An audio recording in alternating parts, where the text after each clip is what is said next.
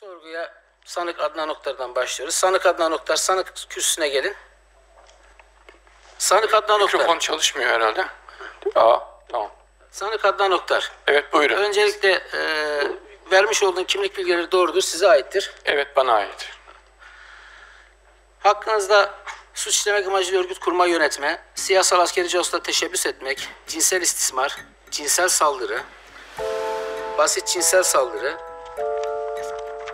eğitim öğretim hakkının engellenmesi, 6136 yasaya muhalefet, eziyet, şantaj, kişi hürriyetinden yoksun kılma, ondan suçtan kaynaklanan mal varlığı değerlerini aklama, hakaret, rüşvet ve yolsuzlukla mücadele kanununa muhalefet, kişiler arasında ek konuşmaların dinlenmesi, kayda alınması, dolandırıcılık, tehdit, kişisel verilerin kaydedilmesi, kasten öldürmeye teşebbüs, silahlı terör örgütüne üye olmamakla birlikte örgüte yardım etme, kaçakçılık kanununa muhalefet, resmi belgeyi bozmak, gizlemek, resmi belgede sahtecilik, suçluyu kayırma suçlarından dava açılmıştır.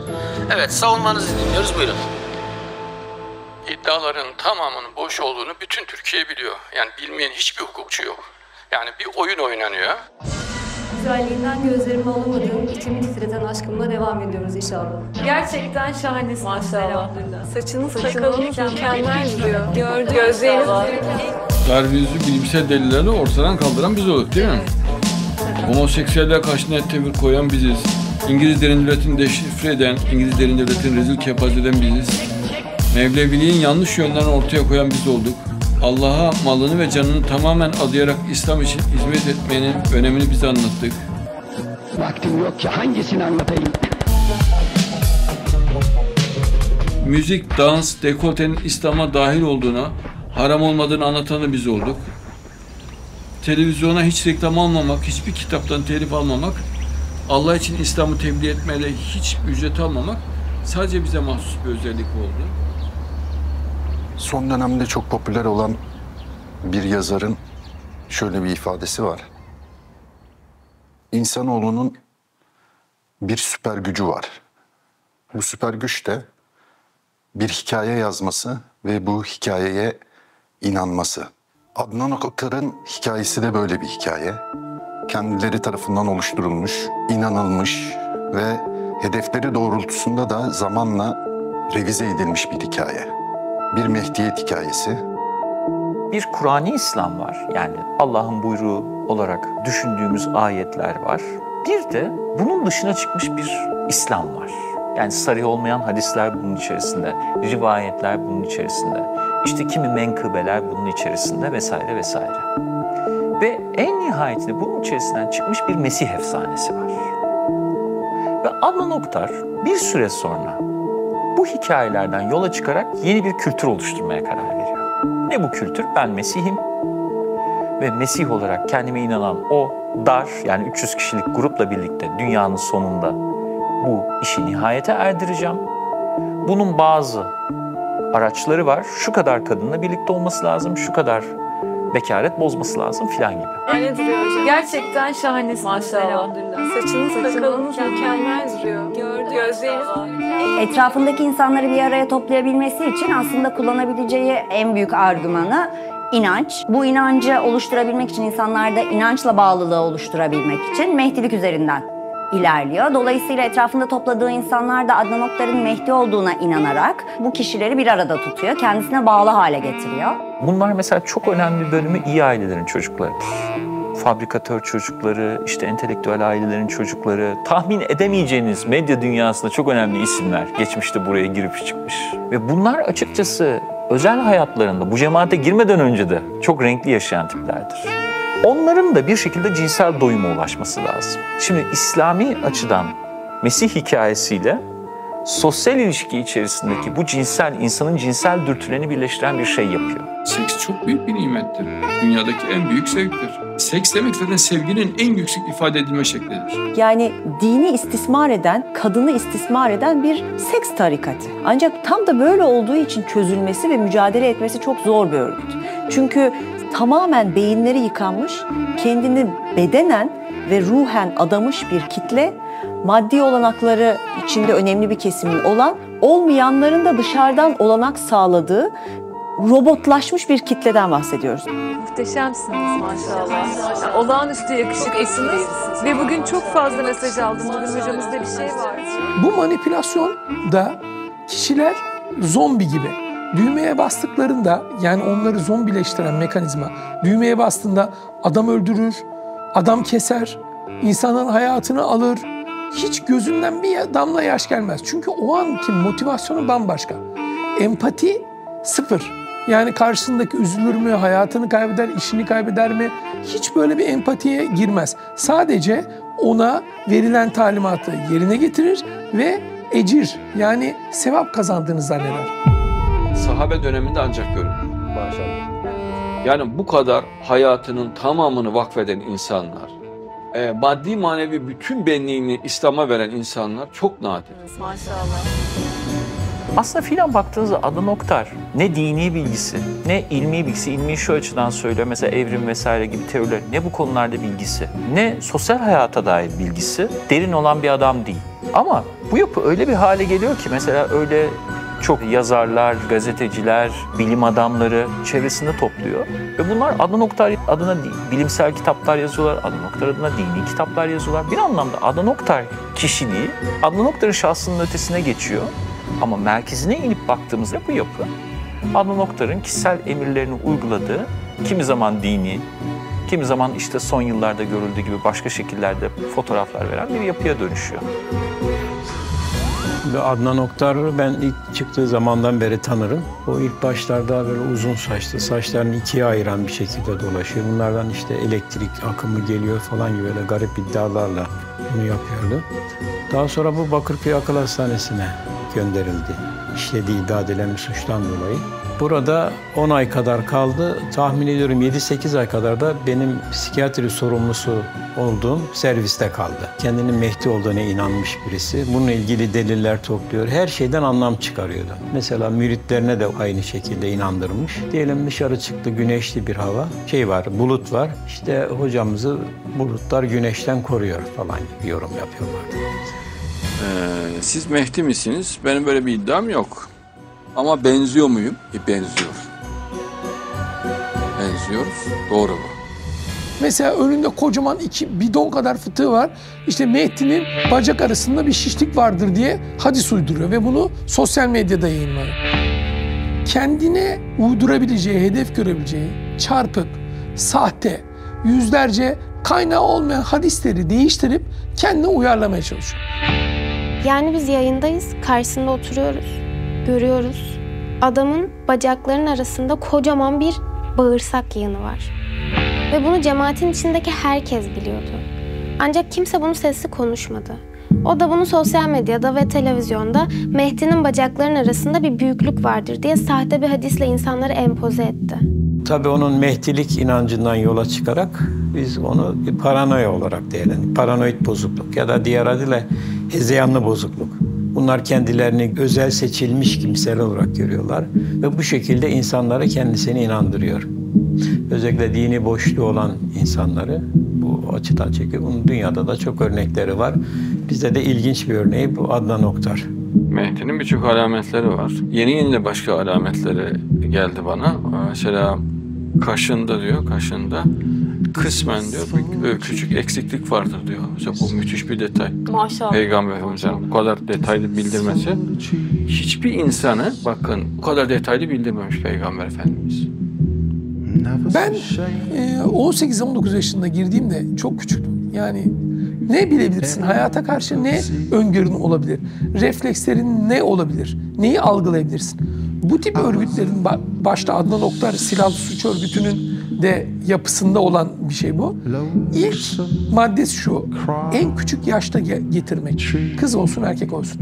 Muhakeme yeteneği olmadan, algılayamadan. Düşünsenize karşınızda sizden 15 yaş, 20 yaş büyük insanlar var. Sizin yaşayacağınız şeyleri 1000 kere yaşamış, 1000 kere müşahede etmiş, bütün algılarınızı, reflekslerinizi, tepkilerinizi ezbere bilen, ona göre stratejiler belirleyen kişiler var. Ve bu şekilde geniş taraftar kitlere topladı ama bir yandan da çok kurnaz o.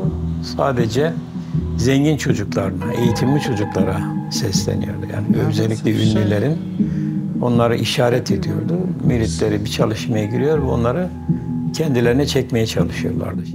Yani biz ekranda kötü çıkıyoruz hepimiz, ekrandaki insanlar. Hoca çok güzel yakında. Mahfiye vereyim ben seni. Senin o güzel gözlerinin güzel görüşü maşallah.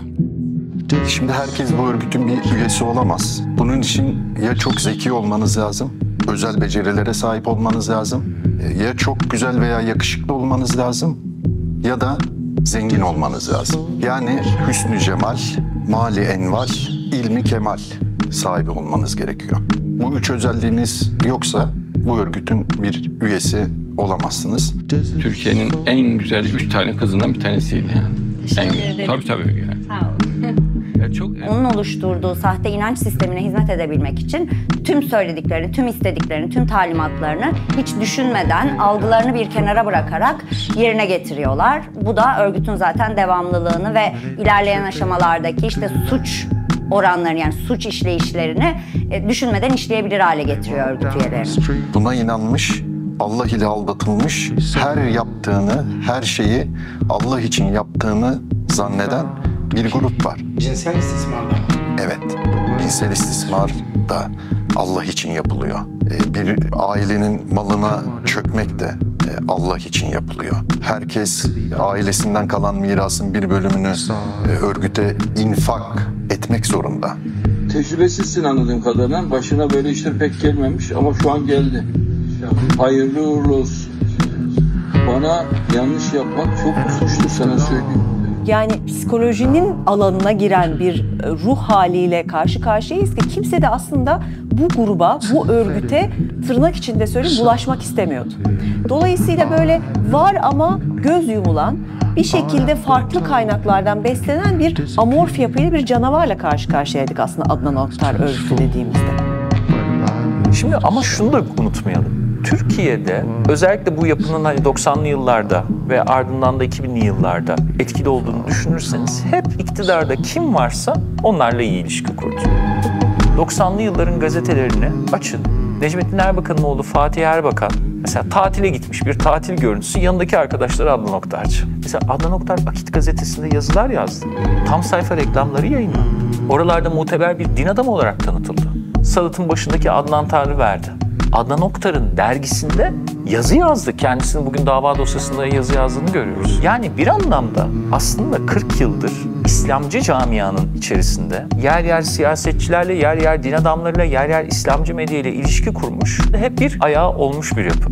Özellikle Siyonizm ve Masonlukla ilgili, Büyük İsrail planlarıyla ilgili kitaplar, bunlar rahmetli Erbakan hocamızın masasında dururdu. Gelen heyetlere bunları örnek gösterirdi. Hatta canlı yayında Ali Kırca. Sonraki evrede anti-Mason, anti-Yahudi karşıtı, acayip keskin, dünyadaki işte bütün Yahudilere, Siyonistlere karşı çok kapsamlı bir hareket yürüten, yaratılışçılığı savunan evrim karşıtı bir örgüt. Sonra son 10. dilimde bir anda karşınıza Mason olmuş bir Adnan Oktar. Masonluğu savunan bir Adnan Oktar. Adnan'da İsrail'deydik. Başbakan Netanyahu Bey'le görüştük. Sizin selamlarınızı ilettik. Dediğince hemen gülümsemeye başladı zaten.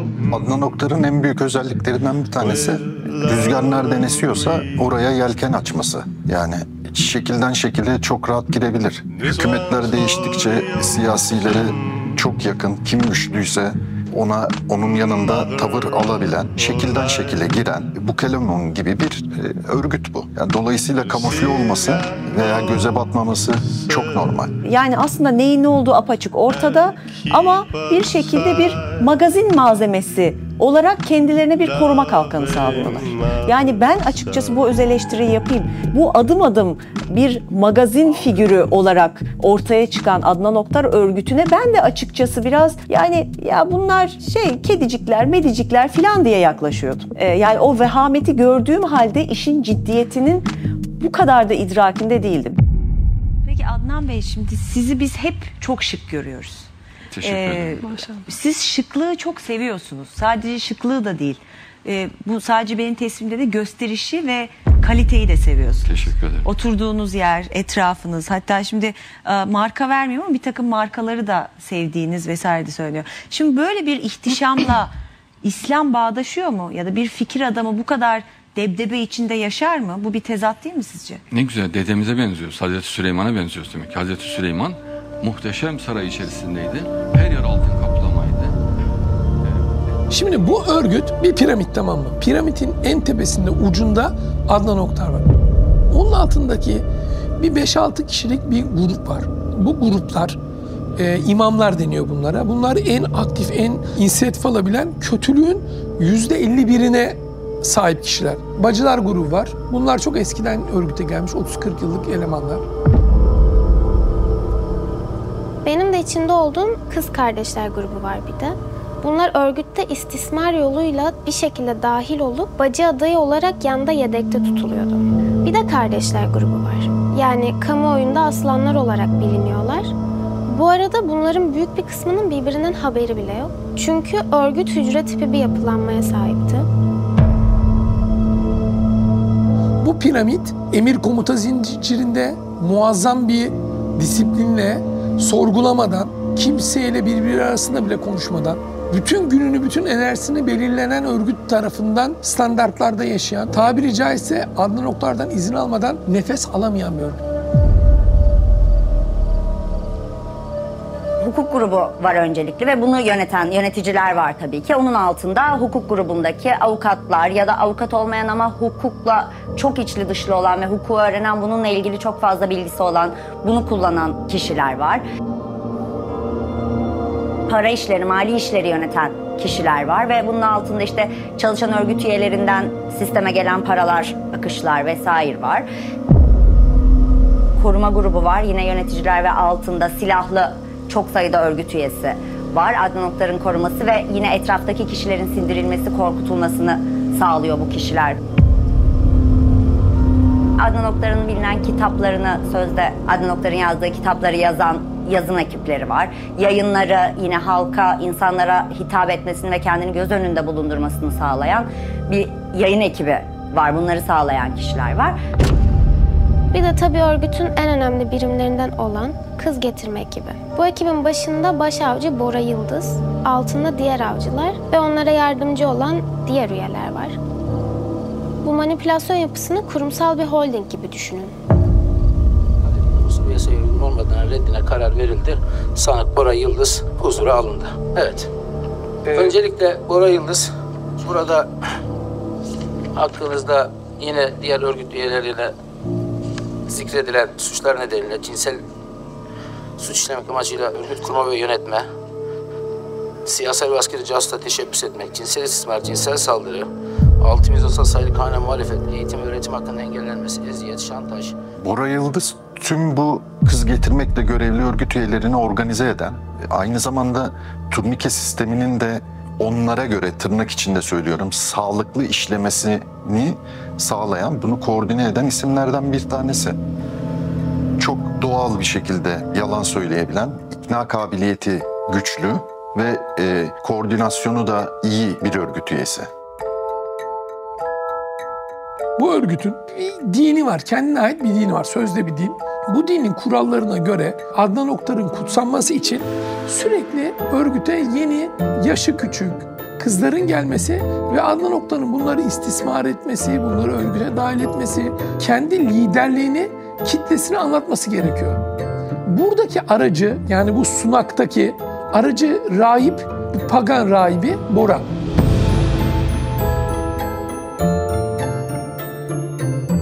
Bora Yıldız'ın hikayesi tam bir Tinder avcısı hikayesi. Fakat bana sorarsanız Tinder avcısı onun yanında acemi kalır. Orada 2-3 tane kadını mağdur eden, parasını alan bir karakteri dünya şaşırdı. Bir insan ne kadar böyle yalancı olabilir, nasıl bu kadar acımasız olabilir diye. Bora ile bu Simon kıyaslandığında Simon Bora'nın çırağının çırağı olamayacak derecede bir insan. İsmim Bora Yıldız. İstanbul doğumluyum. Eğitimimi ve yaşamımı İstanbul'da sürdürdüm. Kadıköy Anadolu Lisesi'nden mezunum. Ardından İTÜ İnşaat Mühendisliğini bitirdim. Daha sonra iş hayatına atıldım. İş adamıyım. Kendimce ülkemi en iyi şekilde temsil ettim yurt dışında. Sayın Adnan Bey'i ve arkadaşlarımı 22-23 yıldır tanırım. Nasıl bir hikaye bu? Acımasızlıkta, iş prensibi, kendi aklınca, kadınlara yönelik uyguladığı metotlar, onların hayatına yönelik kurguladığı pislikler, arka planı.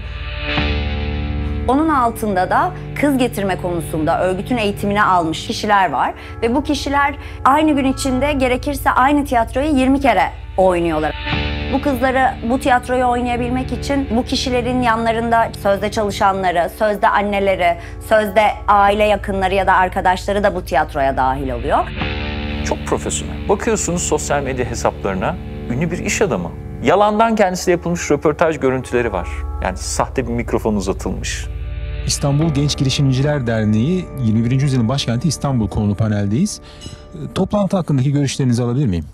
Öncelikle biz Genç Girişimciler Derneği olarak her ay çeşitli önemli politik figürleri, komik figürleri... Bora Bey, müşteki Ömer Tuzgun'un mikrofonla size sorular sorduğu, ekranda izlediğiniz videonun sahte Show TV logosu ile internete yüklenmiş olduğu görülüyor. Siz de savunmanızda kızları tavlamak amacıyla olmadığını, Ömer Tuzgun'un sizden habersiz bir şekilde sahte Show TV logosu koyduğunu söylediniz. Çok zengin bir görüntüde. Aslında öyle büyük bir zenginliği falan da yok. Arabaları bilmem ne. Bunların hepsi ona Adnan Oktar grubu tarafından sağlanmış, bu time hazırlanmış maddi olanaklar. Şimdi kız getirme ile görevli olan örgüt üyelerinin her kesim sorumlu olduğu bir bölge var. Bu bölgeler tabii ekonomik olarak orta ve alt kültür sınıfına dahil olan bölgeler değil. Yani işte neresi? Mesela Bora İstinye Park'a gidiyor. Başka biri Zorlu'ya gidiyor. Etiler'e gidiyor. Avcıyı bir kurt olarak düşündüğümüzde bunun yaşam alanı da ormanı da alışveriş merkezleri. Alışveriş merkezleri çünkü onlar için çok uygun bir alan. Alışveriş merkezlerine gelen profilin kaçta çıkarlar, alışveriş merkezine kaçta gelirler. Bunun bir sistemi çıkarılıyor ve bu sistemde de işte belli saatlerde belli kişiler alışveriş merkezlerinde uygun yerlere konumlanıyorlar. Hani bir tabir vardır ya, aç kurt. Bunlar tok kurt. Aç değil, tok. Yani avını AVM'de gördüğünde hiç acele etmez. Belki avını 1 yıl takip eder, belki 2 yıl takip eder. Belki 6 ay, belki 1 ay.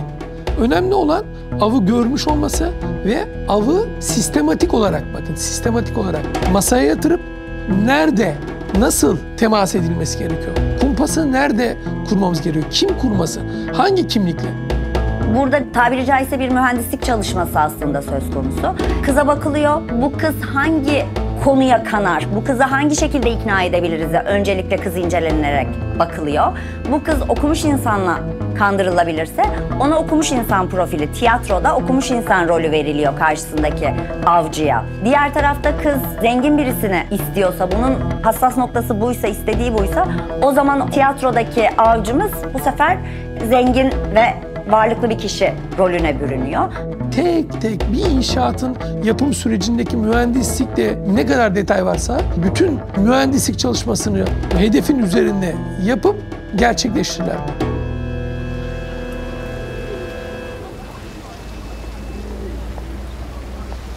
Ya düşünsene, genç bir kızsın. O gün kendini mutlu hissediyorsun. Kalkıyorsun, süsleniyorsun, en güzel kıyafetini giyiyorsun. Ve sosyalleşmek için bir AVM'ye gidiyorsun. Sadece bu kadar basit bir şeyin hayatının geri kalanını etkileyecek çok büyük bir kötülük hikayesinin başlangıcı olabileceğini nereden bilebilirsin ki?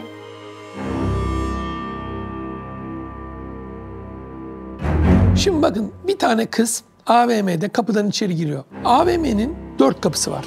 Her kapıda birisi dolaşıyor. Mesela bir kız girdi, beyaz etekli bir kız. Hemen telsizle, bakın burada çok önemli, telsizle hareket ediyorlar çünkü telefon takibine takılmamak için. Telsizle haber veriyorlar. Kuzey kapısından beyaz mini etekli bir kız girdi. Kartal. Alpar çıkıyoruz, Alpar çıkıyoruz. Bu katta bölümünden sonra diğer taraftan aşağı ineceğim. Sesim geliyor mu? Sol tarafına baksana. Paşa Emre, soluna bakar mısın? Hedef kıza hangi avcı yönelecek? Kimler arkadan destek verecek? Bu kişiler destek verirken işte hedef kızın şu mağazaya girdiği, hedef kızın şu an şurada ilerlediği, buradan gelirse tesadüf gibi bir karşılaşma yapılacağı gibi taktiklerle aslında baş avcıyı Tarkan, ben de şimdi içeri giriyorum. Birini görürseniz bana haber verebilirsin. AVM Abi herkes gelişte çok açılsın dediler. Çok yakında durmasın dediler. Ona göre herkes pozisyon alabilir mi? Teşekkür eder misin? Teşekkür eder misin? Herkes öbek şeklinde çok yakın duruyor ya, öyle olmasın.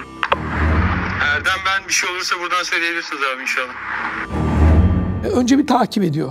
Bir 3-5 dakika kızı arkadan izliyor.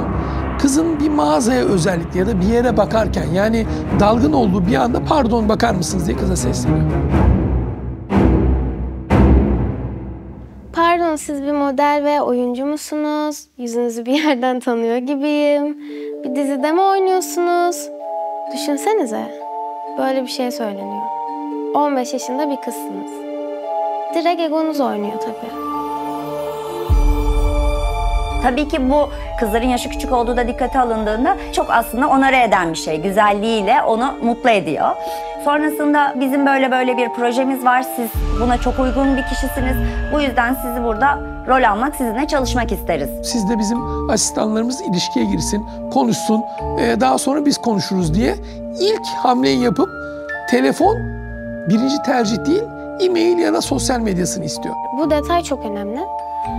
Çünkü yani benimle profesyonel bir iletişim kurmak istiyorlar gibi geldi ve direkt onlara güvendim. Çünkü bende kurumsal bir intiba yarattılar. Bu detayların hepsi insanlar üzerinde bir laboratuvar gibi yüzlerce kez tatbik edilmiş ve en mükemmel yaklaşım sistemi bulunmuş. Ve Bora Yıldız da bu en mükemmel yaklaşım sistemini avına uyguluyor ve ilk bilgilerini alıyor. Mesela kartvizit verdiler. Kartvizitin üstünde işte bir isim yazıyor. Sonradan sahte olduğunu öğrendim. Mesela Dolunay Tezin yazıyorsa Dolunay Tekin çıkıyor o kişinin ismi. Bunun sebebi de olur da ben bir yerde Google'da araştırmak istersem öyle bir kişinin çıkmaması içinmiş. Bu arada sizinle ilk teması şirketin güler yüzlü bayan çalışanı Dolunay Tekin kuruyor. Kızı çağırdıklarında daha önce yüzlerce kez, aynı gün içinde 20-30 kez tatbik ettikleri numarayı ve tiyatroyu oynamaya başlıyorlar. İşte yok yurt dışındaki pırlanta firmalarıyla anlaşmışlar, yok İtalya'daki büyük bir tekstil firmasının mümessili, yok Türkiye'deki 5 tane ilaç firmasının bilmem nesi diye küçücük bir ofiste ard arda sıralanan yalanlarla ilk görüşmeyi gerçekleştiriyorlar. İlk görüşmeye gelen kıza da görüşme bitmeden önce diyorlar ki bize görüşmeye geldiğin için sana yol parası ve bugünün mesai ücretini veriyoruz. Düşünsenize, iş görüşmesine geldiğiniz bir firma size şak diye 3.000 lira veriyor. İşte mesai ücreti, yol parası için. Yani her şey o kadar kurumsal ki. Dosyadaki örneklerden, ifadelerden, tutanaklardan yine gördüğümüz kızlarla mesela şöyle konuşmalar olabiliyor. Senin pasaportun var mı? Seni Dubai'ye fuara çağırsak gelebilir misin? Ya da senin pasaportun var mı? Seni İtalya'ya fuara götürsek gelebilir misin? Bununla beynini 16-17 yaşında kızın allak bullak ediyorlar. Kız ilk oltayı ağzının içine takıyor. Sonra bu oltadan mideye inecek. Sonra ikinci hamleye geçiliyor. Kızların adreslerini zaten önceden öğrenmiş oluyorlar ve ikinci aşamaya geçiliyor. Kızın gideceği eve yakın bir konum belirleniyor ve bu WhatsApp yoluyla başavcı Bora'ya iletiliyor. Sonra kızla toplantı uzuyor ve bu toplantı saatleri genelde hep İstanbul'un en trafikli saatleri oluyor. 5, 6, 7, 4.30. Sonra patron içeri girip daha önceden kızın nereye gideceği öğrenilip WhatsApp'tan bildirildiği Bora Yıldız, mesela kız Atoköy'e gidecek. Bora Yıldız diyor ki ben Bakırköy'e toplantıya gidiyorum. Bir şey var mıydı diyor. Yok Bora Bey, pardon diyor. İşte efendim Çiğdem Hanım'ı da bırakır mısınız? O da oraya gidiyor, toplantımız bitti. Tabii bırakırım, neden olmasın diyor. Sen de mutlu oluyorsun işte, trafikte otobüse, minibüse binmeden evime gideceğim. Halbuki cehennemin kayığına binmişsin, haberin yok. İşte bu an artık olta soluk borusundan içeri girmeye başlıyor. Daha mideye kadar inecek olta, çıkamayacak, kurtulamayacak. Bora Yıldız'ın kendisine ait olmadığı, hayatı boyunca da alması imkansız olan, örgüt tarafından tahsis edilen, bu eylemleri gerçekleştirmesi için onun emrine amade kılınan marka arabası kapıya getiriliyor. Bora Yıldız biniyor, kız da biniyor. Av yani mağdur, İstanbul'un yoğun trafiği içinde Avcı Bora Yıldız'la baş başa. Tabii o anda kendini çok iyi hissediyorsun. Zihnin, duyguların seni iyi hissettiren birçok şey yaşıyorsun yani. Oysa gerçekte olan şu, gün içinde defalarca oynanan bir oyunun o anki parçası. Bora Yıldız'ın aynı gün içinde aynı istikamete 6-7 defa gittiğini biliyoruz. Yani şöyle düşünün. Her seferinde ofise gelen kızı Bakırköy'e bırakıp geri geliyor. Beşiktaş'a bırakıp geri geliyor. İstinye'ye bırakıp geri geliyor. Üsküdar'a bırakıp geri geliyor. Bitmeyen bir tiyatro gibi. Bora bu girdiği karakter bazen iş adamı, bazen bir dost, bazen kıza yaklaşırken ne bileyim arkadaş, sevgili, eş neyse artık o modelden 30 yıldır çıkmıyor o rolden. Ve bu 50 yaşında bir adam düşünün. Ve sen her şeyden habersiz bir şekilde trafikte Bora'yla giderken bir anda telefon çalıyor. Ve telefon aracın Bluetooth'una bağlı. Ben her şeyi duyuyorum otomatikman. Bora Yıldız'ın annesi. Oğlum baban çok üzgün. Niye anne? Bir türlü evlenemedin ve bize bir torun vermedin. Anne merak etme, bu kadar sık boğaz etme. Eninde sonunda düzgün birisini bulup evleneceğim. Lütfen şimdi misafirim var, daha sonra konuşalım. Oğlum yeter, lütfen bize bir torun ver. Telefon kapanır.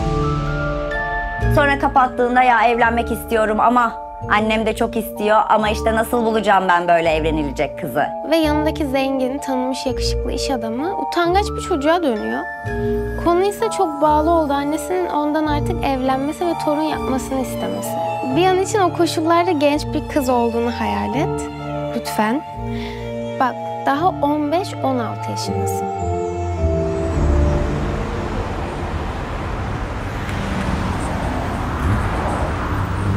Şimdi yandaki kızın ilk beynine tohumu eken bir Bora Yıldız var. Çok tontiş bir anneye sahip ve Bora Yıldız'ın evlenmesini istiyor. Ve bir an önce de çocuk yapılmasını istiyor. İlk tohum. Yanına tikliyor. Bu arada Bora asla yavşamıyor, asla asılmıyor, labali olmuyor. Diyalog gerekmedikçe dönüp bakmıyor bile. Bunun yanında işte sosyal, ekonomik konulara dair dolu konuşmalar yapıyor sizle. Yani tam böyle güvenilecek, işte ne iyi adam diyeceğiniz düzgün bir insan gibi oynuyor size. Sonra bir anda trafik sıkışıyor ve Bora Yıldız şu torpidodan telefonumu verir misin diyor. Kız torpidoyu açtığında telefon var ama yanında 5 deste dolar var. İkinci telkin, adamdan para fışkırıyor.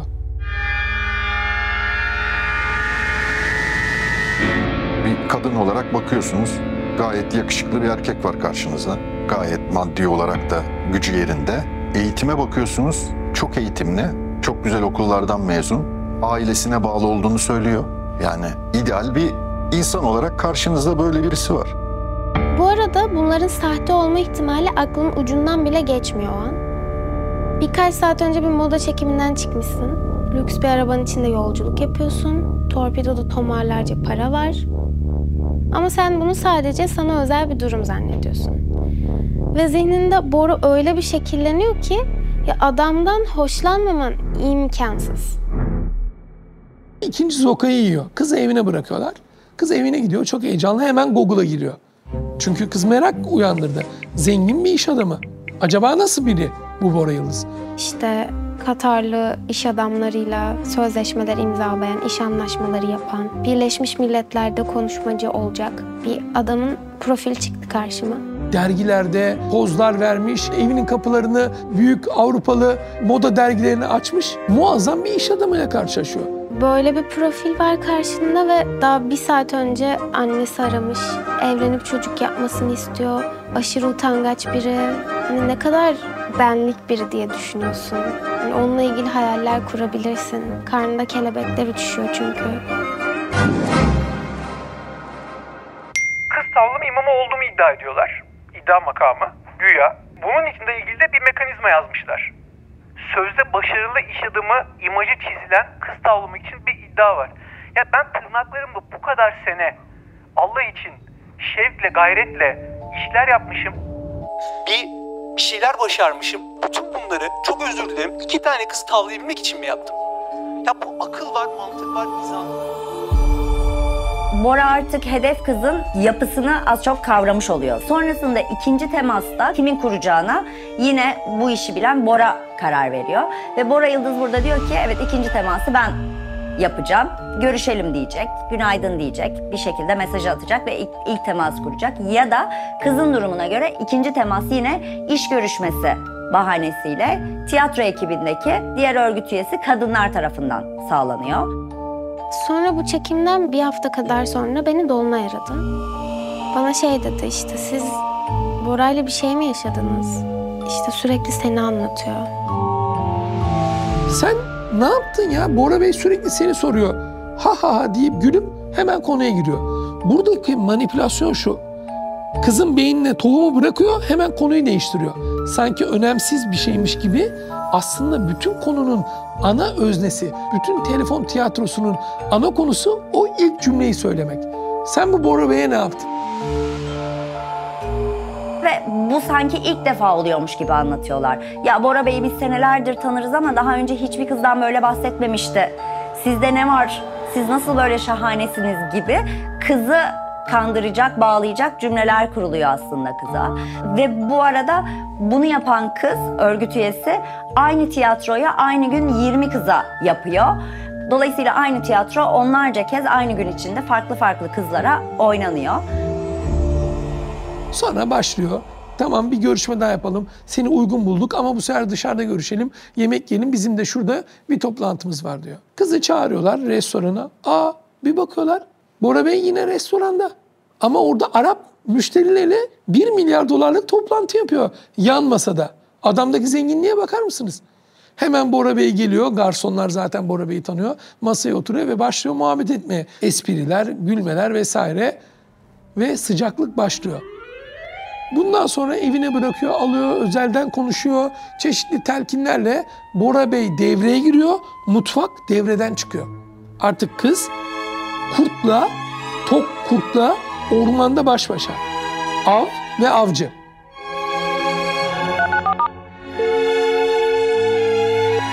Yok artık. Yok artık diyoruz. Tam diyordum hani arasam mı aramasam mı, sonra aramayacağım dedim. Aramayacağım lan. Ben aradım. Aramayacağım. Eşi ol eşeğe. Aramayacağım. Öyle mi diyorsun? Sen mi diyorsun? Güzeller güzeli. Tanem. Tanem aşkım. Nasılsın bir tanem? İyi sen? Çok iyiyim bebeğim ben de. Ne yapıyorsun bakalım? Annemler çıktılar. Ha. Ben de evdeyim. Aşk. Aşkım. Tanem. Efendim. Ne haber sevgilim? Alo. Alo. Merhaba canım. Merhaba, nasılsın? Alo. Canım, canım. Canım. Ne haber bebeğim?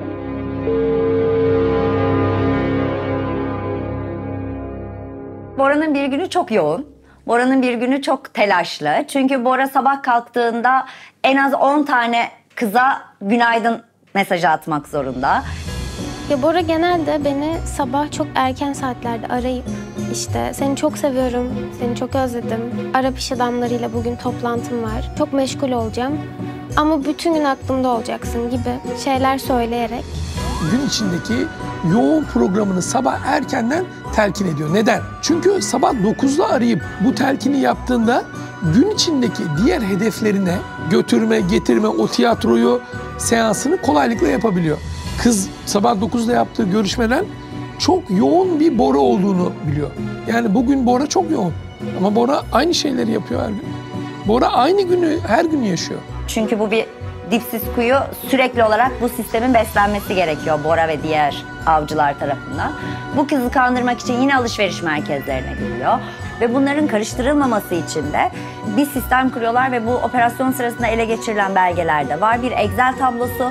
Bu Excel tablosunda hangi kızla ilk teması kim kurdu, kızın kişisel özellikleri, kızın sosyal medyasındaki veriler, kızın eğitim durumu, kızın hassas olduğu noktalar, nerede karşılaşıldığı gibi detay bilgiler yer alıyor. Başkanım, yani şu anda biz herhangi bir reklam ajansının bilgisayarlarına girsek orada model, oyuncu, orta yaş, soru genç. değil, soruyu ama anladın. işte fişleme mi yaptınız, liste mi yaptınız diyor, ona cevap veriyorum Hayır, yani. soru o değil. Soru Ender Daban'dan çıkmış diyor. Ender Daban'ın senin işinle ne alakası var diyor. Dolunay'dan Soru bu. çıkmış diyor. Dolunay'dan çıkmış diyor. Ender Daba'nın benim şimdi çok alakası var. Benim taşeron firmalarımdan biri, her ay düzenleme ödeme yaptım ve benim projelerimi yapan taşeron firmalarından birisi Soruya var. cevap ver. Veriyorum. Vartek'in yöneticisi Ender Daban. Peki şunu sormak istiyorum. Reklam faaliyetleri dediniz ama bu kızlar neden mesela birkaç tanesi arkadaşı güzel gözlü arkadaşı var şeklindeki arkadaşlarının bilgileriyle ve kendilerine ayarlanan buluşma yerlerinin tarihi ve lokasyonuyla fişlendi?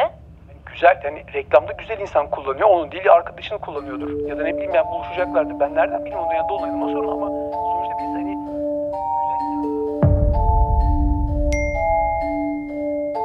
Bora Yıldız artık mağdur kızı bir aşamaya getirdikten sonra sistemin vazgeçilmezi cinsel ilişki kısmına geçiliyor.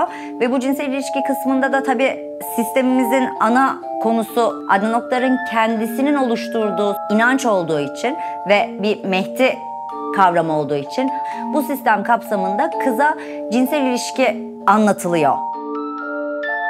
Bir cinsellik yok ilk aşamada. Sonra bir yerinde geliyor ve diyor ki ben diyor bir dini grubun üyesiyim. Bizim içimizde böyle bir şey var. Bizim arkadaşlarımız diğerlerine hizmet etmek için bir birliktelik yaşarlar ve anal yolla. Adnan Oktar diyor ki anal ve oral yoldan cinsel birleşme, cinsellik sindirim sistemi olduğu için Allah'ın haram kıldığı bir şey değildir diye kabul ediyor. Dolayısıyla anal ve oral yoldan bir cinsellik yaşamanın helal olduğunu, normal olduğunu savunuyor. Savunmanızda yine hedef şahısların dini telkinle kandırılmasının mümkün olmadığını, dine tıkanacak kızlar olmadığını söylüyorsunuz. Ancak Oğuzhan Sevinç'in yazışmalarında ne alaka, bence çok hoşuna gider diyor Oğuzhan Sevinç. Bu da benim hiç yapmadığım ve denemek istemediğim bir şey diyor Selay. Oğuzhan Sevinç de anal. Bu şekilde sizin ifadenizde hani bu şekilde kızlara hiçbir telkin yok, bu kapsamda konuşmalar yapılmıyor şeklindeki savunmanızla çelişen bu yazışmaları kapsamında savunmanızı revize etmek ister misiniz? Şimdi cinsel ilişkiye gir, bedenini sun, sevap kazan. Konu bu şu anda. Modern bir kadın, iddianamedeki profildeki bir kadın, eğitimli, elinde cep telefonu var, interneti var. İnanır mı? Asla inanmaz. Başkanım, dini hassasiyeti hiç olmasa bile bir kadın bu zırvaya inanmaz. Yani şöyle düşünelim.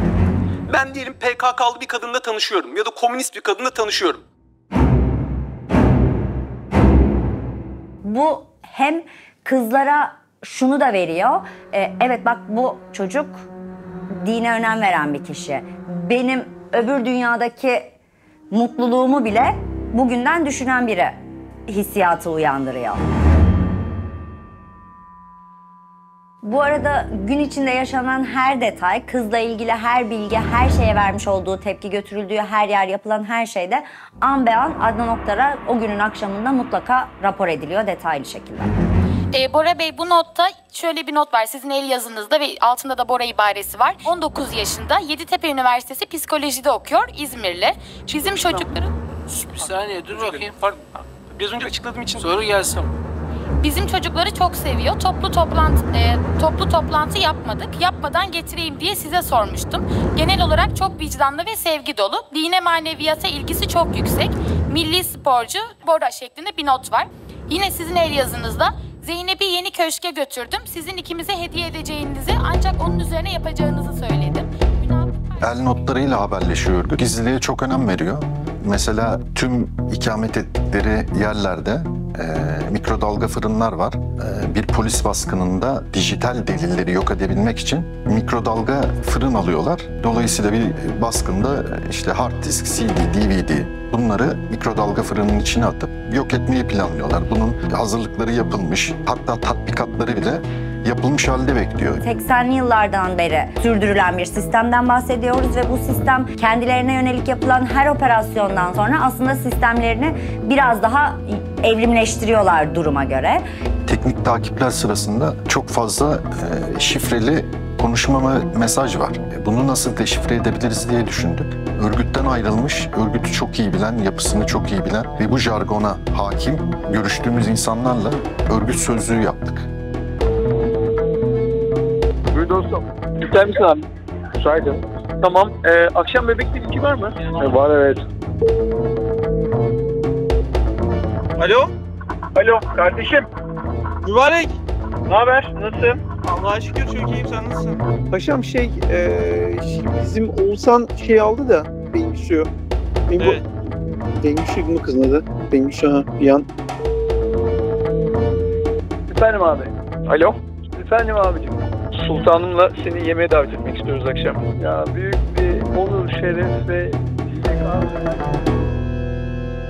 Bunlar turnike sistemiyle ilgili akşam görüşme olduğunu, yani örgütteki erkeğe bir görevinin olduğunu, dolayısıyla bu görevi ifa etmesi gerektiğini tebliğ ediyorlar. Akşam yemek var, akşam halı saha maçı var. Bakın bir belge var. Belgede yaklaşık ayda 40 ila 50 kızı birebir takip ettikleri bir belge. Kızın şekli, tipi, Adnan Oktar'a gitmiş mi, gitmemiş mi? A9'a çıkmış mı, çıkmamış mı? Kıza hangi kriterlerle gidilmiş? Kızı neyle kandırmışlar? Bunların hepsinin istatistiği tutulmuş ve yanlarına oluyor, olmuyor, karşı değil, dindar değil gibi notlarla kızlar fihrist haline getirilmiş ve paylaştırılmış. Ayda 40-50 kız düşünün. Bu örgüt 40 yıldır faaliyet veriyor. Peki nasıl oldu da ifşalanmadı bu sistem? Geçmişte bu örgütün bu kumpasına maruz kalmış, kaçmış kişiler var ve bunlar da gerçekten cesaretle isimlerini vermeden bazı forumlara, sosyal medya sayfalarına örgütün teknik, taktik, stratejik hareketlerini yazıyorlar. Diyelim ki Google'da arama yaptım. Bora Yıldız yazdığında Adnan Oktar'la ilgili haberler gördüm. Hemen Bora Yıldız'a soruyor. Ya senin Adnan Oktar'la bir alakan var mı? Bora Yıldız tabii bu soruyu 1000 defa cevaplandırdığı için... Düşünceniz her negatif durum, her negatif belge, bilgi zaten ortadan kaldırılmış ve cevapları hazır. Sırf bu turnike sistemi çalışabilsin diye Google'ı bile kandırmışlar. Bu örgütün gücünü gösteren en manipülatif olay.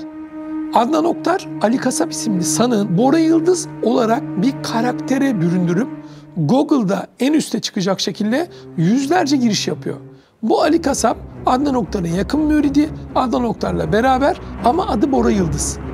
Bora Yıldız tabii bu soruyu 1000 defa cevaplandırdığı için ya aşkım ya diyor, o başka birisi, hep beni onunla karıştırıyorlar, ne yapacağım bilmiyorum diyor. Bora'nın size verdiği cevap o kadar üzerine çalışılmış ve prova edilmiş bir cevap oluyor ki bu soruyu sorduğunu, hatta bunu düşünebildiğine bile utanıyorsun. Truman Show biliyorsun. Truman tam olaya uyanacakken hemen arkadaşı elinde içeceklerle eve gelip onu yatıştırıyor ve ilgisini başka yere çekiyor. Aynı hikayeyi yaşıyorduk.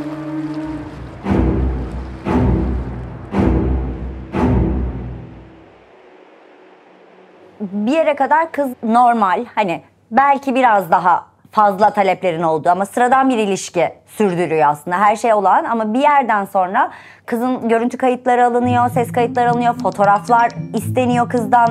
Böyle bir arşiv oluşturuluyor arka planda. Ya bunların ileride size bir şantaj malzemesi olarak döneceğini düşünemezsin ki. Romantik bir ilişkinin içindesin, aşıksın. Sana başından beri çok hassas yaklaşan bir adamla mükemmel bir ilişki yürüttüğünü düşünüyorsun. Oysa o her an bir sene sonrası için gerekli olan doneleri toplamakla meşgul.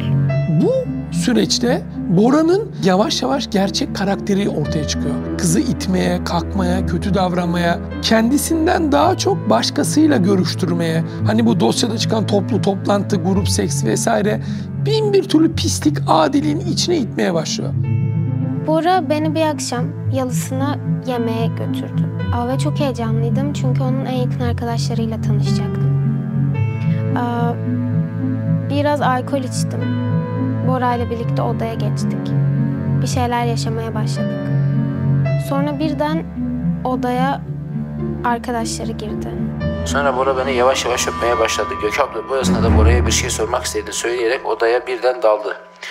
Ve Gökalp hiçbir şey söylemeden şortunu çıkarıp birden yatağa geldi ve arkama geçti. Ben neye uğradığımı şaşırdım. Bora Yıldız da bu durum karşısında hiçbir şey olmamış gibi devam etti. Ben karşı koymaya çalıştım ama başaramadım. Çünkü Gökalp anal yolla, Bora ise oral yoldan tecavüz ediyorlardı. Gökalp saçlarımdan tutup çekti. Bora ise beni boğazımdan tutarak boğmaya, vurmaya, ağzıma zorla sokmaya çalışıyordu.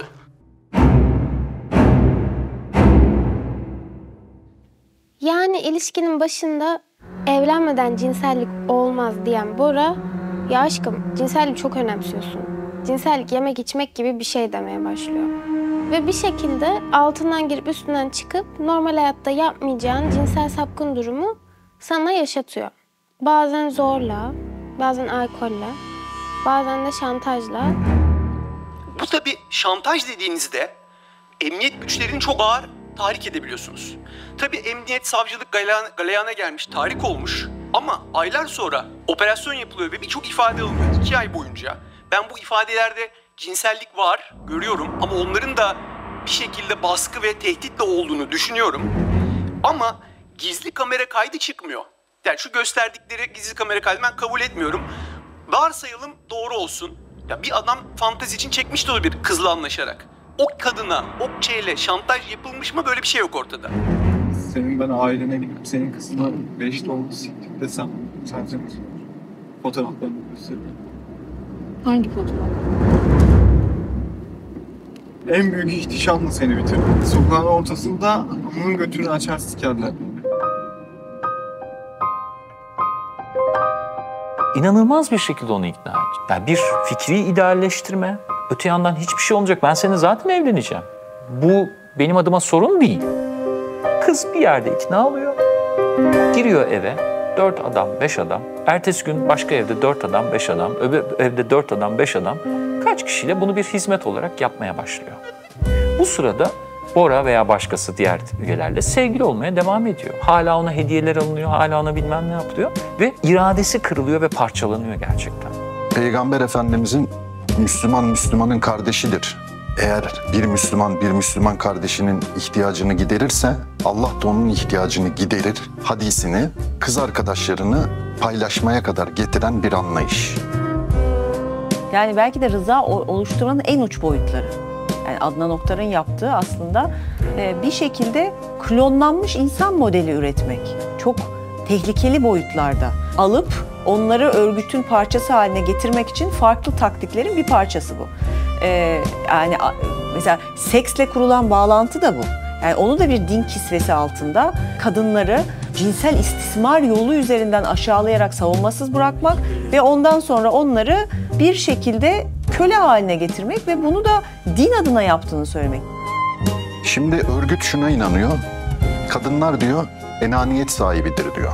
Kadınlar enaniyet sahibi olduğu için İslam'a ve Mehdiyet'e bu enaniyetle hakkıyla hizmet edemezler diyor. Dolayısıyla bu enaniyetlerinin kırılması lazım. Bu enaniyetleri de nasıl kırılıyor? Örgütün yıllardır benimsediği bir yöntem. Kadınların cinsel yönden sömürülmesiyle bu enaniyet kırılıyor. Peki nasıl oluyor bu? Bizim dosyamızda 24 saatte 20 tane erkeğin tecavüzüne uğramış bir mağduru var. Anlamadım yani. Ben sana diyorum ki yemek olayları, o yemek olayı eğer diğer yemek kastettiğin yemek olayıysa onlara falan hiç girmeye gerek yok. Ben artık bir kişiyle devam etmek istiyorum. Bir şey yaşanacaksa sadece onunla olmak istiyorum. Yoksa yıpranmaya girebilirim. Bundan dolayı mutlu değilim. Şimdi bu telefon tapesi doğrultusunda Orkun Şimşek'in kendisini birçok kişiyle anal yoldan ilişkiye zorlaması sebebiyle mi bu şekilde bir beyanlarda telefon tapesi geçiyor? Kız örgüte geldiğinin ilk safhalarında bir karakteri var. Bir şeylere tepki gösterebiliyor, bir şeylere hayır, evet diyebiliyor, yiyor, içiyor vesaire. Zombileştirilmemiş, tamam mı daha? Yani kibri kırılmamış. Örgütün ana teması Adnan Oktar'a gidene kadar, Adnan Oktar'ın karısı yapılana kadar, Adnan Oktar'ın evinde yaşayacak hale getirene kadar bu kişinin ruhundan bedeninin ayrılması. Ne demek bu? Sadece bir sandalye gibi, masa gibi bir beden haline getirilmesi, bu insanı yaşayan bir ceset haline getirilmesi. Bu örgütün ana hedefi. Yani siz aslında genç bir aşık olarak başladığınız ilişkide bir süre sonra sizden istenilen her türlü sapkınlığı kabul etmek zorunda kalan bir zombiye dönüşüyorsunuz. Bugünden baktığımızda bu vazgeçilebilir bir aşama olarak görülse de öyle değil. Siz içeri girip, manipüle edilip artık kıskaca alındığınızda iş işten geçmiş oluyor. Yani karadan çok uzaklaşmış oluyorsunuz. Geriye baktığınızda yüzecek mesafe yok. Mecbur ya denizde duracaksınız ya da karşı tarafa geçeceksiniz. O beisten sonra artık Bora Adnan Oktar silahlı suç örgütünde olduğunu söylese ne olur? Uzaylı olduğunu söylese ne olur? Hayvan olduğunu söylesin onu. Ne söylesin. Kız artık dönülmez bir noktada. Kızın aslında bir yerde algısı gidiyor, seçme şansı gidiyor. Teslim olmaktan başka bir şansı olmadığını düşünüyor. Ki bu da örgütte sıkça dile getirilen örgütün kibir kırma aşaması tamamlanmış oluyor burada. Kız herhangi bir şekilde bir fikir beyan etme, bir talepte bulunma gibi bir lüksü olmuyor. Her söylenileni yerine getirmek zorunda kalıyor. Yani şu masadan, sandalyeden hiçbir farkın kalmıyor. Yani şu an aptal gibi geliyor olabilirim. Ama sana korku yoluyla bilinçaltına öyle bir şey kodluyorlar ki sen artık yaşamıyorsun gibi. Sanki bir kukla olmuşsun. Onlar ne derse sadece onu yapıyorsun. İçeriye doğru girdikçe iradesi ortadan kaybolmuş. Bir kere aile bağları koparılıyor. 2, neredeyse hürriyetsiz yaşamaya başlıyor. Bu kızlardan birisini çevirin, normal yola o şeyden çıksın. Kimlik gösterdiğin cebinde kimliği bile yok, biliyor musunuz? Kredi kartı yok. Çok iyi okullardan mezun olmuş insanlar var içerisinde. Boğaziçi Üniversitesi'nden, İTÜ'den. Okulla ilgili hiçbir şey yok. Hiçbir meslekleri yok. Hayatlarında hiç otobüse binmemişler, hiç gidip bir otele kayıt yapmamışlar, hiçbir yerde kendi başlarına tatil yapmamışlar. Bu insanlar bu yapının içerisinde böyle yaşamaya başlıyorlar. Ve bir aşama geliyor, artık kız onunla ne Bora Yıldız veya diğerlerinin evlenmeyeceğini de anlıyor. Ve o aşamada şu geliyor. Hocamız seninle evlenmek istiyor. Eğer ki sen bundan kurtulmak istiyorsan, yani böyle bir düzen istemiyorsan, o zaman tek bir şansın var. O da abiye teslim olmak. Abiyle olmak. Kız da bu eziyetten kurtulup kendini rahat bir hayata geçireceğini sanıyor. Bu istismar düzeninden kurtulacağını sanıyor Adnan Oktar'a gittiğinde. O yüzden de aslında ilk aşamada kız Adnan Oktar'ı bir kurtarıcı olarak görüp onunla tanışıyor. Cinsel birliktelik, bunun kameraya alınması, mağdurun tehdit edilmesi, mağdurun turnike süreci dediğimiz işte o enaniyetin kırılma süreci başlıyor. Enaniyet kırıldıktan sonra da kız zaten başka yapacak hiçbir şansı yok ama bunu 20 tane erkeğin yapmasındansa bir Adnan Oktar'ın yapması daha farklı geliyor, daha hafif geliyor. Bu çarkın ve bu sistemin içinden çıkmak için Adnan Oktar'ın yanında kalmayı kabul ediyor. Kabul ederseniz artık o turnike sistemin dışına çıkıyorsunuz. Cariye oluyorsunuz. Cariye olduğunuz zaman hiç kimse öyle bir hizmet vermek zorunda değilsiniz.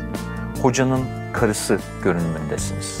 Hatta işin enteresan tarafı, o erkekler sizin gözünüz içine bile bakamıyor. Şimdi bakın 17 yaşında bir kız için Adnan Oktar ne? Bir televizyon figürü, şov figürü. Sosyal medyada saçma sapan espriler yapan yarım akıllı bir adam, yaşlı başlı bir adam. Merak ediyor kız. Görüşelim tabii diyor. Yanına bir gidiyorlar. Bora bir anda bambaşka bir adama dönüşüyor.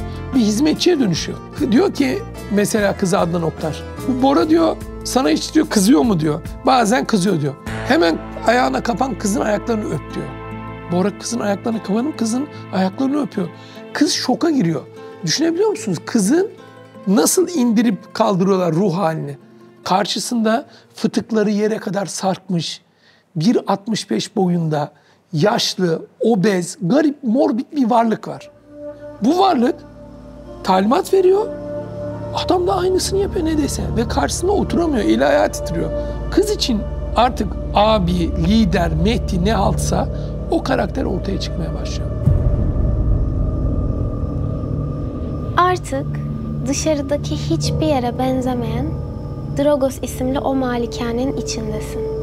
Ve o büyülü kapılar kapandıktan sonra hayatında güzel olan ne varsa yavaş yavaş bir serap gibi yok oluyor.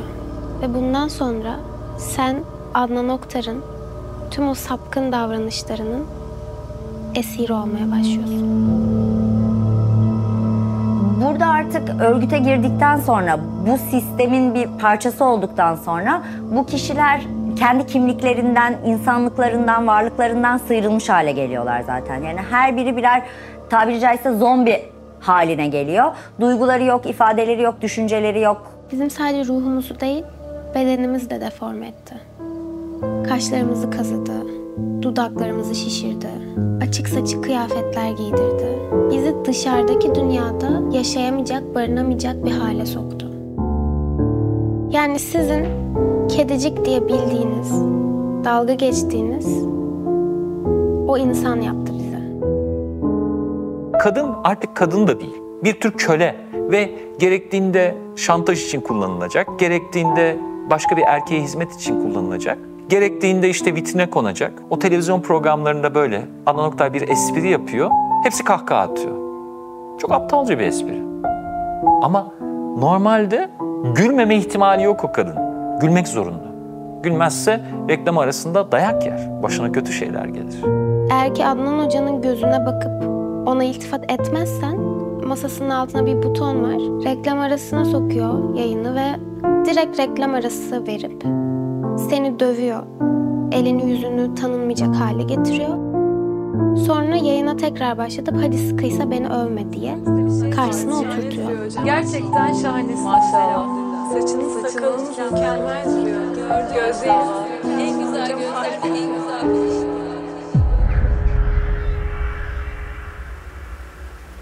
Bu adamın bacaklarının arasında 30 kilo bağırsak yığını var. Bu adam erkek falan değil. Bizi tuvalette parmakla istismar edip bağırmamız için zorluyordu.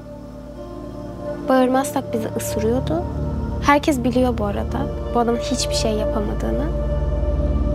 Bu olay bittikten sonra işte çok iyiydiniz hocam, ne güzel becerdiniz hocam, böyle cümleler kurmamızı istiyordu.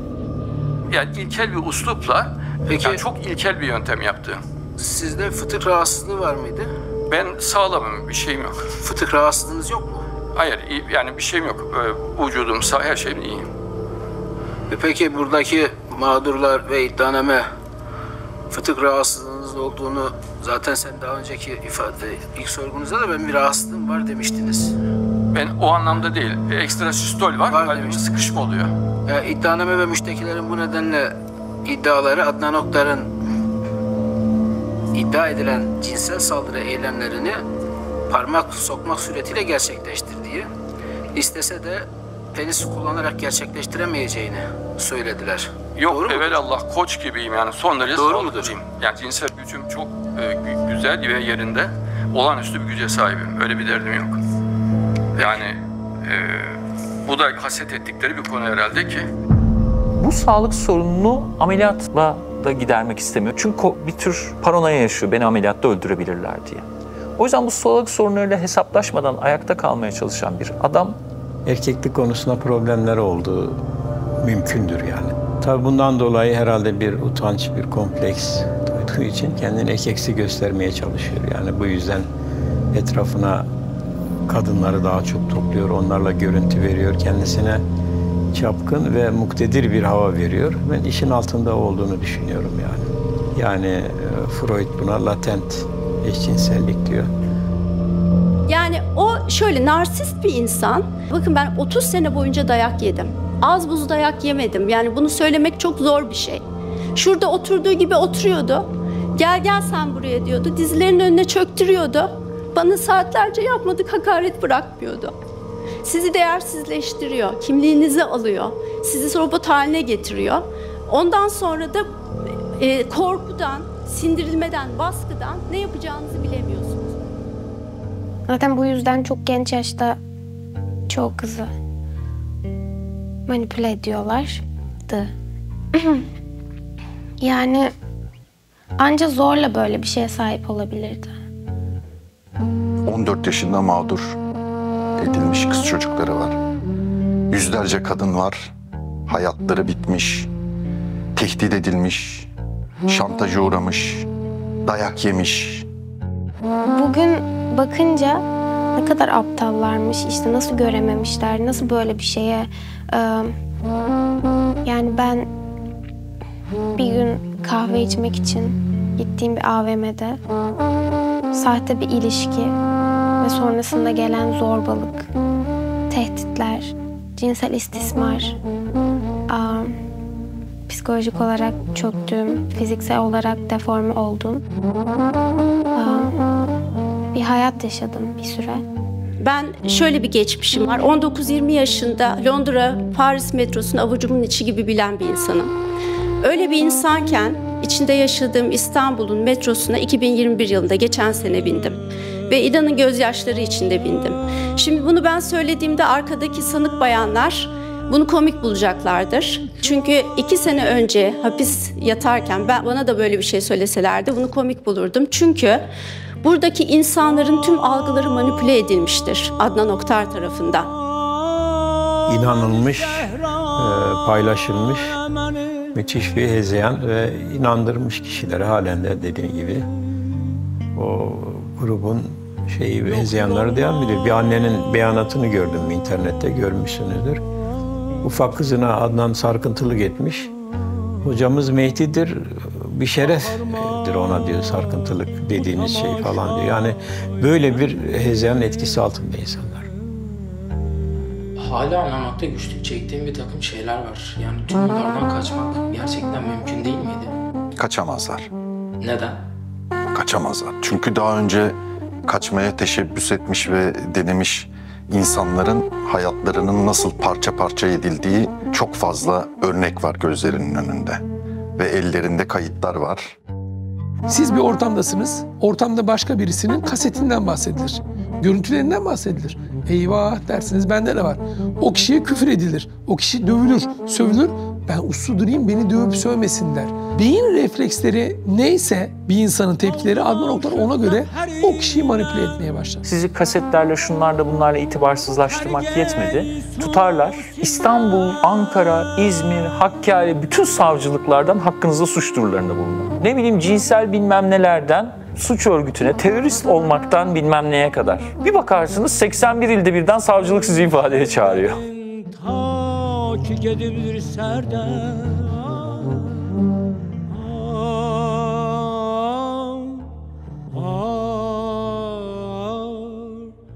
aman aman aman hey.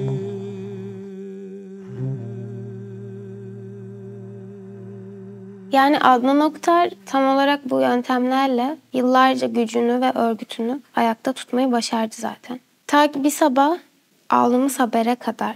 Hiç beklemediği bir yerden bu kez tabiri caizse gol yedi. Kendisine en sadık olan isimler bir anlamda ayrılıp onunla mücadele etmeye karar verdiler. Bunların başında da bir Özkan Mamati ve Fırat Develioğlu da buraya katılabilir. O da geliyor. Onlar öyle anlaşılıyor ki Adnan Oktar'dan koptuktan sonra, ki Adnan Oktar'ın da onlardan korktuğunu biliyoruz. Adnan Oktar'ı görmeniz lazım. Yani o kadar öfkeli, o kadar korkuyordu ki aslında işte kopmalar olacak. Ve o canavara dönüşen adam operasyon olacağı düşüncesi yüzünden korkak bir kediye dönüştü yani gözümüzün önünde. Peki siz hiç korkmadınız mı? Yani korkmak bu pozisyonda çok ayıp bir şey. Neden? 17 yaşında kızı sosyal medyada mahvediyorlar, hayatını karartıyorlar ama kız ifadesini geri çekmiyor. Tek bir yapma sebepleri var, şikayetini geri çek. Şikayetini geri çek. Kız çekmeyeceğim, ölsem de çekmem diyor. 20 yaşında kız, ölsem de çekmem diyor. Şimdi bu korkmuyor, ben mi korkacağım? Adnan Oktar'ın yanında korkmuyorduk, dışarı çıkınca Adnan Oktar'a karşı niye korkalım? Bu yapının 90'lı yıllardaki ayrılanlardan sonra en büyük meydan okuma. En kritik isimler. Hatta şunu söyleyeyim, Adnan Oktar'ı Adnan Oktar yapan isimler belki. Bununla mücadele etmeye karar vermişler. Bununla mücadele ederken de kendileri gibi ayrılmış kişileri de ikna etmişler. Her şeyi anlatmayı ve bununla örgütlü bir şekilde mücadele etmek gerektiğini düşünmüşler belli ki. Bize bir CİMER ihbarı düştü. Örgütten yeni ayrılmış birinin bir CİMER ihbarı. İçerik açısından dolu, delillendirilebilecek, araştırıldığında doğruluğu teyit edilebilecek şeyler yazıyordu. Ben de bu ihbarla birlikte o zaman dönemin İl Emniyet Müdürü Sayın Mustafa Çalışkan'a gittim. Dedim böyle bir dosya var, ben konuyla ilgili çalışma yapmak istiyorum, uygun görürseniz gidip ilgili Cumhuriyet Başsavcı Vekilimizle görüşeceğim diye kendisine arz ettim. O da bana bu örgütün gerçekten çok güçlü bir örgüt olduğunu, çok çeşitli yerlerde güçlü irtibatlarının, kanallarının ve desteğinin olduğunu, hatta 1999 yılında Adnan Oktar örgütüne yönelik soruşturmayı yürüten şu an rahmetli Adil Serdar Saçan'ın yargılamasının devam ettiğini söyledi. Şimdi bu varlık her 10 yılda bir, her 5-6 yılda bir devlet tarafından operasyona maruz kalıyor. Ama bu operasyonları her şekilde bu örgüt, hukuk içindeki adamları, siyaset içindeki adamları ve her 5 yılda bir, 10 yılda bir yapılan harekete karşı yeni refleksler geliştiriyor. Basını sindirme mesela. Sayın Çalışkan'la biz Temmuz 2018 operasyondan kısa bir süre önce Beylerbeyi Polis Evi'nde bir görüşme yapmıştık. Bize böyle bir operasyonun elinin kulağında olduğunu, ne kadar titiz bir çalışma yürüttüklerini ama her an bunun akamete uğrayabileceğini de bildiklerini anlatmış. Hatta şöyle de demişti, yani arada sırada böyle soranlar oluyor, operasyon mu geliyor falan diye. Ya bizim başka işimiz mi yok, başımızda bir sürü iş var, bununla mı uğraşacağız falan diye geçiştiriyoruz demişti. Çünkü bu hata kaldırılı bir operasyon değil. Ondan önce yapılan operasyonlarda 1999 operasyonunda operasyonu yapan emniyet müdürlerinin, savcıların, hakimlerin başlarına neler geldiğini, 10 yıllarca mahkemelerde süründürdüklerini, asılsız iftira davalarıyla Türkiye'nin her ilinde sürgün yediklerini, siyasi baskı yediklerini gördüler. Bu süreçte şu da görülmüş. İçişleri Bakanı ile bu yapı arasında gerçekten böyle bir görüşme trafiği var. Haliyle İstanbul Emniyet Müdürlüğü İçişleri Bakanı'na bilgi vermedi. Bugünkü operasyonu 99'dan ve 2008'den ayıran şey de bu. Yani bir grup veya işte topladığı gönüllü polislerle yaptığı bir operasyon değil bu. Devletin en önemli kurumlarının bir MİT, iki doğrudan doğruya Cumhurbaşkanlığı Külliyesi'ndeki bazı isimler aracılığıyla İstanbul Emniyeti, yani bir tür üçgen mekanizmadan söz ediyorum, İçişleri Bakanı'nı bypass ederek bu operasyonu yaptılar. Şimdi bu dosyada 3 temel sac ayağı var. Bu bütün mağdurlara, adliyeye, polise, memura, bekçiye bu gücü veren Sayın İrfan Fidan, Sayın Hasan Yılmaz, Sayın Mustafa Çalışkan. Bu 3 kişi bu örgütün dağılmasında en büyük inisiyatifi, en büyük riskleri alan, devletin bu konuda kararlılığını gösteren kişiler. Emniyet Müdürümüz Mustafa Çalışkan tüm birimleri bu operasyonla ilgili seferber etti diyebiliriz. Operasyonu da bizzat kendisi yönetti. Sabah toplantısını ben yaptım arkadaşlarımızla. Oraya geldiklerinde hiç kimse operasyonun içeriğiyle ilgili bilgi sahibi değildi. Orada onlara şunu söyledim. Tarihin en önemli operasyonlarından bir tanesine gidiyoruz. Hata yapma şansımız yok. Hata yaparsak da bunu hayatımızın sonuna kadar çeşitli davalar, şantajlar, iftiralar, tehditlerle ödemek durumunda kalabiliriz. Dolayısıyla bu operasyonun bir tane sonucu olmalı, o da başarılı olmamız. İstanbul yine Adnan Oktar operasyonuyla başladı. Onlarca adrese eş zamanlı olarak baskın yapıldı. Adnan Oktar suç örgütüne yönelik yapılan operasyon kapsamında 235 kişi hakkında yakalama kararı çıkarıldı. Onların birçoğu yakalandı. Adnan Oktar polisten kaçmaya çalıştı, takip edildi, yakalandı. 8 gün önce Boğaz manzaralı malikanesindeydi. Şafak operasyonuyla gözaltına alındı. Adnan Oktar'la 167 müridi artık cezaevinde. Geçen hafta gözaltına alınan suç örgütü lideriyle üyeleri tutuklandılar.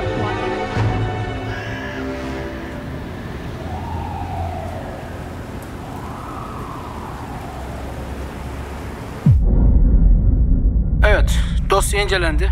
Araştırılacak başka bir husus kalmadığından açık yargılamaya son verildi. Gereği düşünüldü. Gerekçesi 5271 sayılı Ceza Muhakemesi Kanunu 232 Taksim 3 maddesi uyarınca dava dosyasına eklenmek üzere Türk milleti adına hüküm. Herkes ayağa kalksın.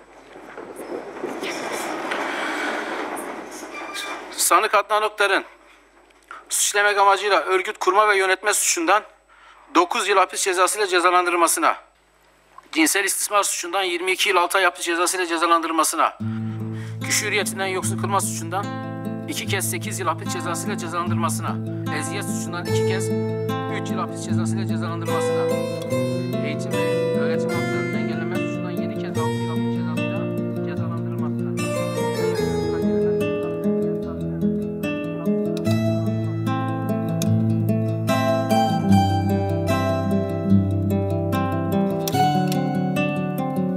Benim gibi bir sürü kişi var. Benden çok daha uzun süre bu istismara maruz kalmış.